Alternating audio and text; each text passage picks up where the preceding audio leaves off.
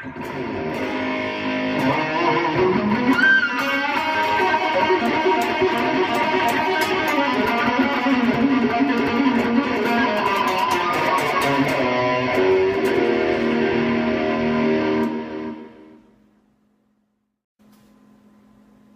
everyone, welcome to this new video series where we're going to analyse Eruption.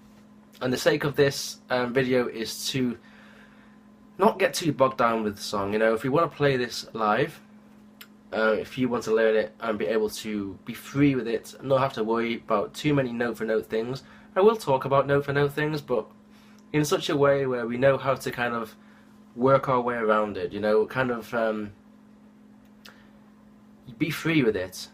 Get the basis, which might be note for note, I might play here and there, but just get the idea of what he's trying to do so we can play around with it and make our own thing from it, and keep it sounding good at the same time and fluent.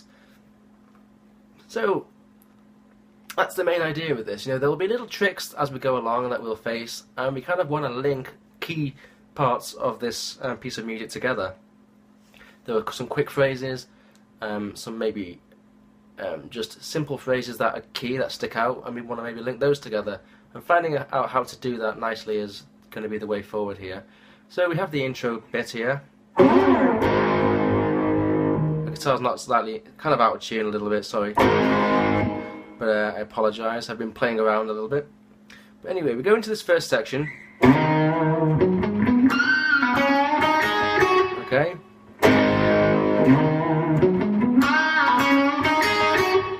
And this is basically just, on simple terms, a minor pentatonic,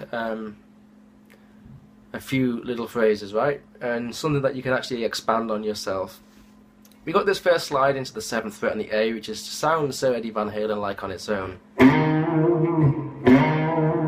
I just with that slide with the vibrato, quite wide vibrato if you want to do it that way. Then we have this 1, 2, 3, slightly muted. Then we have this phrase, bit of a pinch harmonic there, but on its own without the harmonic it's this. Then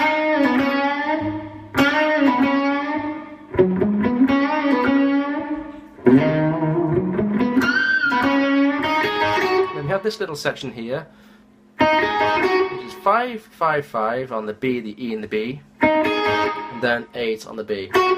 And again, this little section here kind of is again the kind of the Chuck Berry sort of thing comes into play. Okay.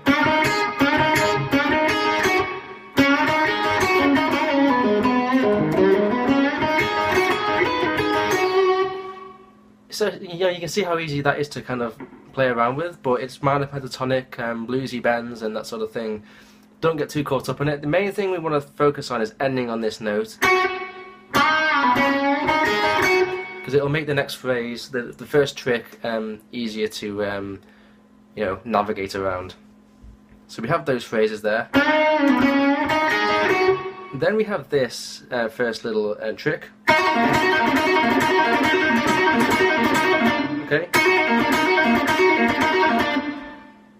So what is this? It's based off this phrase, I would say.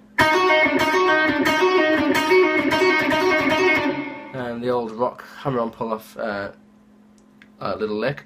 But what we're doing, we're sticking an extra pull-off to the open string here. So we have 5, 8, 5, hammer-on and pull-off on the B. And then we pull off to the open string there. Then we play this blues note here, which is the 8th fret on the G. This is just the first trick. You know, we can practice this little bit in sections.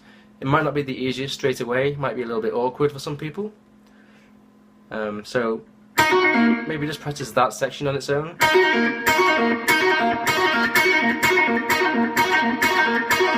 And then try and put on that end note. And then once you feel comfortable with that, try and link it together.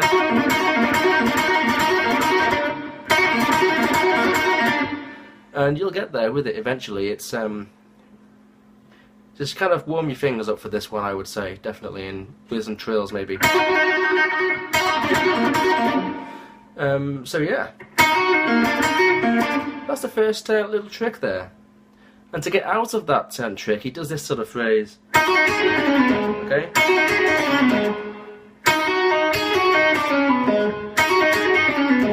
So this little phrase here, and again Eddie was quite, well, he's pretty damn good at these things.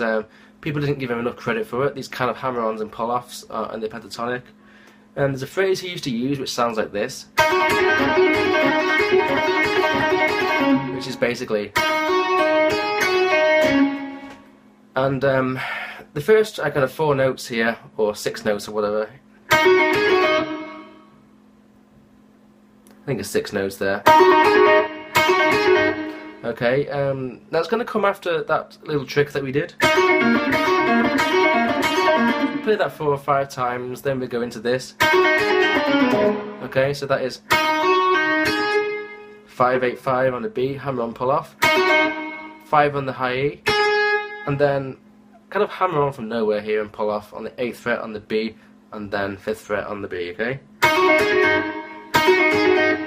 And then we do this slide and pull off, and it goes 8-7-5 on the G, and then 7 on the D.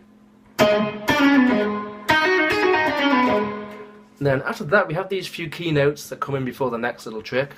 Okay. Those 3 notes kind of really pop out to me in the original version. Something about them, I don't know, they just seem to kind of really stick out. But the next trick that Eddie gets into here, or the next kind of fast phrase, is something I don't really feel that comfortable with playing, to be honest. It just doesn't fit under my fingers too well. But I'm going to practice it a little bit more. But it sounds like this slowly.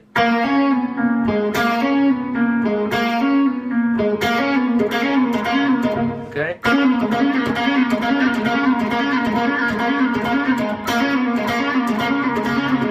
Once I play it a few times, my hands start to get a bit tired for some reason, but it's.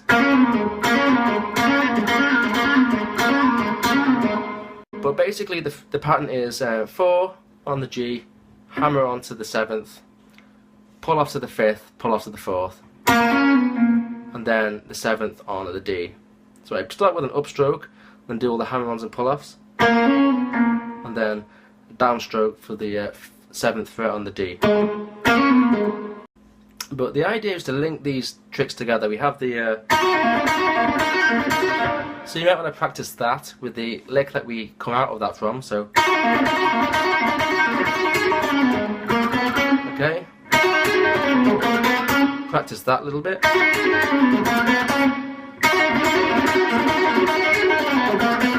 Then we have this. So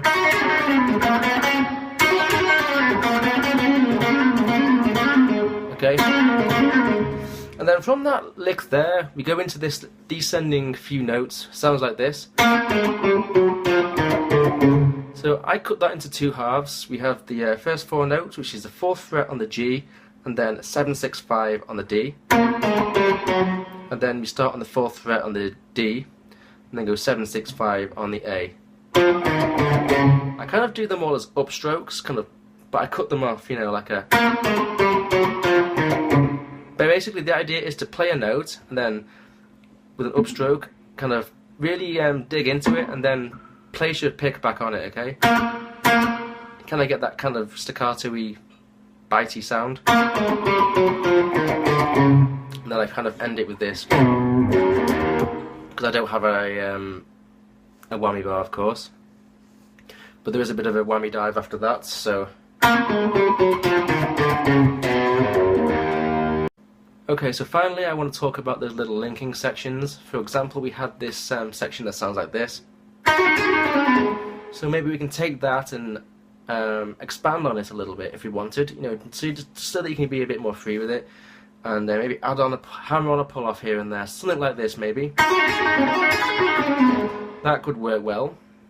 Add on a little one of those at the end. It doesn't really matter. You can be really free with this. You can even add in some bends if you wanted. All that sort of thing we can put in whenever we want. It's a free world at the end of the day, and it's just things that we can, just using ourselves, in putting ourselves into the piece of music and not being too bogged down with it, as I said. So the main thing is we have those sections and link them, add bits of ourselves into it, and as I said, I'm on a Les Paul, so even at the end, instead of doing a dive bomb, I could just kind of go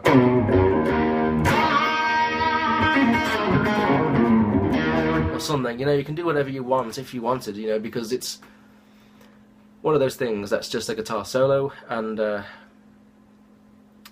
if I'm not using a whammy bar, I'll have to find other ways to make like interesting sounds as well, so that's kind of one thing to think about.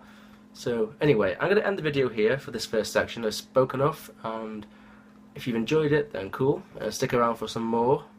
I will see you soon.